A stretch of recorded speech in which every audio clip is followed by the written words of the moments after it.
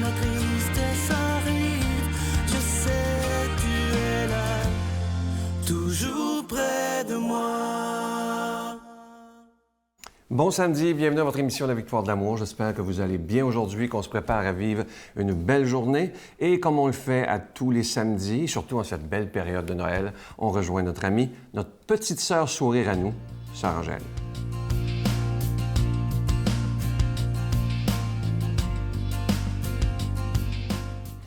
Et là, je pourrais dire ce matin, il est né le divin enfant, jouez au bois, résonnez musette, il est né le divin enfant, chantons tous son avènement. Alors vous voyez, ce matin, je vous présente un petit Jésus des cires d'abeilles. Il est venu chez moi, ils me l'ont apporté, puis là, cet enfant, il y a plus que 100 ans. Des générations en génération. Et là, la Ginette, elle l'a habillé, elle a tricoté une petite robe, et puis elle a mis des petits vrais cheveux. Alors, vous voyez comment il est beau. On n'en trouve plus de ça. Mais je voulais vous le présenter aujourd'hui pour dire, voilà, Jésus n'a pas d'âge.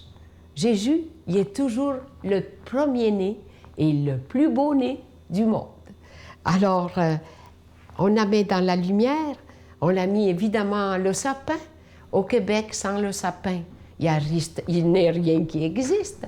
Évidemment, à Bethléem, c'était des palmiers. Alors, je vais vous dire un petit peu les mots-clés de cette nativité. C'est à Bethléem, dans une humble crèche, que Jésus, le sauveur de l'humanité, a vu le jour. C'est alors que le peuple qui, jusqu'à ce jour, marchait dans les ténèbres, a vu s'élever une grande lumière. Que cette lumière qui a jadis guidé les bergers et les mages nous guide toujours plus loin sur le chemin de l'amour, de la paix et du partage. C'est là, quand on dit souvent, vous sentez dans votre vie, des fois, que vous n'avez pas de place. Vous ne vous sentez pas bien où vous êtes. Que des fois, vous n'êtes pas bien reçu. Mais dites-vous, Jésus nous a donné l'exemple. Il n'avait pas de place pour lui non plus. Il n'y avait pas de place. Pourquoi qu'on l'a placé dans une étable, dans une grotte? C'est parce que dans le temps, les hôtels n'existent pas. Alors, il fallait aller dans les familles. Et les familles étaient nombreuses. Et là, on a mis le petit Jésus.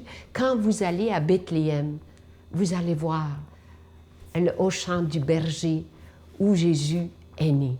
Et c'est là qu'on voit pourquoi il faisait fret là aussi. Il n'y avait pas beaucoup de neige, mais les temps étaient difficiles. Et Joseph a voulu prendre soin de Marie pour pas que son petit prenne pas froid. Qu'est-ce qu'il a fait? Il est dans une étable. Il faisait comme nous autres, souvent, même en Italie, on allait vivre, on a passé les veillées dans l'étable parce que les animaux donnent de la chaleur. Et c'est comme ça, vous voyez, souvent, dans la vie, le jour de Noël, c'est ça le plus beau cadeau que Dieu nous a donné, c'est l'enfant Jésus. Il est là. Et quand vous voulez demander quelque chose à un enfant, demandez au petit Jésus. Il va vous l'accorder.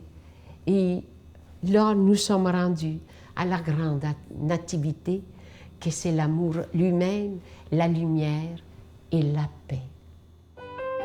Notre Père qui es aux cieux, que ton nom soit sanctifié, que ton règne vienne, que ta volonté soit faite sur la terre comme au ciel. Donne-nous aujourd'hui notre pain de ce jour. Pardonne-nous nos offenses comme nous pardonnons à ceux qui nous ont offensés. Ne nous laisse pas entrer en tentation, mais délivre-nous du mal. Car c'est à toi qu'appartient le règne, la puissance et la gloire pour les siècles des siècles. Amen. Je suis toujours très heureux de vous parler de ce beau cadeau du mois qui a été fait sur mesure pour la victoire de l'amour. Vous ne le verrez pas ailleurs non plus.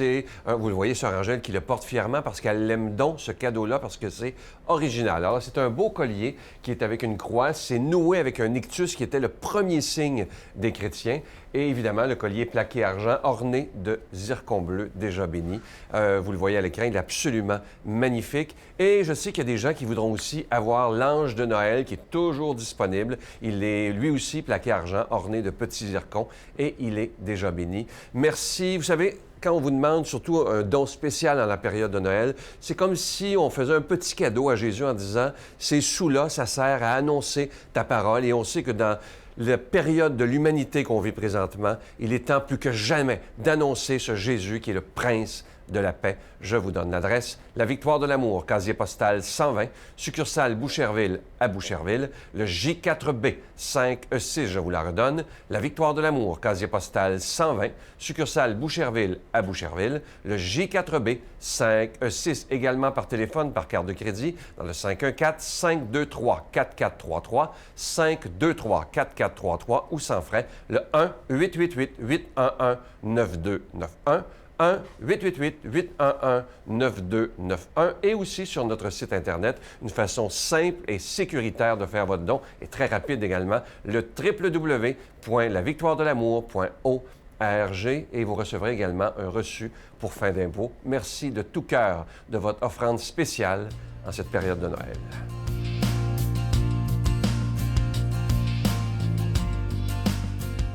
Mon Dieu, donnez-moi la sérénité d'accepter les choses que je ne peux changer, le courage de changer les choses que je peux et la sagesse d'en connaître la différence. Amen. Pour l'homélie, on rejoint tout de suite Pierre-Luc Bordelot.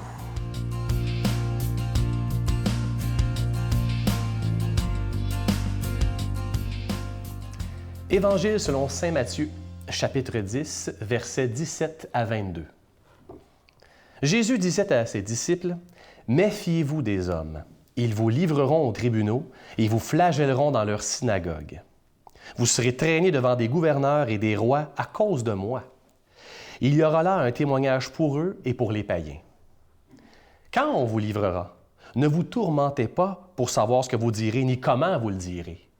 Ce que vous aurez à dire vous sera donné à cette heure-là. Car ce n'est pas vous qui parlez, c'est l'Esprit de votre Père qui parlera pour vous. Le frère livrera son frère à la mort et le père son enfant. Les enfants se dresseront contre leurs parents et les feront mettre à mort. Vous serez détestés de tous à cause de mon nom. Mais celui qui aura persévéré jusqu'au bout, celui-là sera sauvé. » Bien, bon matin. Une évangile plutôt ténébreuse, plutôt sombre pour débuter ce 26 décembre, là, en plein temps des réjouissances. Saint Matthieu fait dire des paroles à Jésus qui ne sont pas très réjouissantes pour un temps des fêtes. Mais il essaie de nous dire un message puissant à travers ça. Les paroles de Saint Matthieu nous rappellent que Jésus nous dit « Si vous parlez en mon nom, vous serez jugés. » Et on vous livrera même à la mort. Bon, à l'époque, c'était peut-être plus sévère, là, je ne sais pas. Mais bref, ce qu'il nous dit, Saint Matthieu, puis c'est encore un peu vrai d'ailleurs, c'est en parlant de Jésus ou en parlant de sa foi, on ne se fait pas des amis. Hein? En parlant de Jésus, en parlant de sa foi, on n'est pas très populaire. Je ne sais pas si ça vous arrive dans votre coin, là, mais bon. Surtout en ce temps-ci là, de l'année, dans le temps des fêtes, il me semble qu'il y a plein de portes qui s'ouvrent pour pouvoir parler de notre foi, évidemment. C'est le temps de Noël encore, là, évidemment. Mais en 2015, moi, je vais vous dire quelque chose, puis je suis sûr que vous allez être d'accord avec moi, et qu'on est jugé parce qu'on pratique, ou parce qu'on est croyant, ou parce qu'on parle de notre foi. C'est incroyable. Bon, peut-être pas livré à mort, mais jugé beaucoup, là, apporté sur la place publique là, pour dire « Ah ouais, t'es vraiment croyant, toi? » Je ne sais pas si ça vous arrive, mais moi, en tout cas, nombreuses sont les fois là, où je me sens pas très accueilli parce que je suis croyant. Récemment, d'ailleurs, la Commission des droits de la personne ont sorti, en fait, ça a pris du temps, mais ils ont fini par sortir une étude qui démontre un sondage, et ça démontre que plusieurs Québécois haïssent la religion de manière religieuse. Ils haïssent la religion religieusement. C'est la citation de la Commission des droits de la personne. Ça veut dire qu'au Québec, on le sait, là, on est dans un temps où la religion en général n'est pas très populaire et donc les chrétiens y passent. Ça, c'est certain. Mais moi, je ne sais pas pour vous, là, mais moi, j'aime ça parler de ma foi. Quand ça donne, sans trop forcer. Mais quand il y a une petite porte qui s'ouvre, je veux parler de ma foi.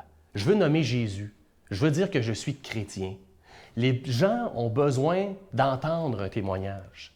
Les gens ont besoin de sentir que le bonheur repose pas mal plus que sur une expérience superficielle. Ils ont besoin de sentir que leur bonheur repose sur une expérience profonde. Ils ont besoin de sentir la joie du ressuscité à travers les gens qui pratiquent la foi chrétienne. Récemment, j'étais à un party de Noël, parce qu'on s'entend que, pour moi, ma foi à Noël repose pas mal plus que sur un party, ou même sur le Boxing Day, d'ailleurs, qui commence aujourd'hui, là, et plein de gens, peut-être d'ailleurs vous, allez courir dans les magasins, et peut-être que vous allez vous surprendre à dire « Ouais, mais c'est pas ça qui donne du sens à ma vie », et c'est tant mieux. Mais revenons à mon histoire. Je suis dans un party de Noël, puis là, ça jase, on discute, il y a du karaoké, bon, des jeux comme ça, et on s'amuse, là, j'ai rien contre ça.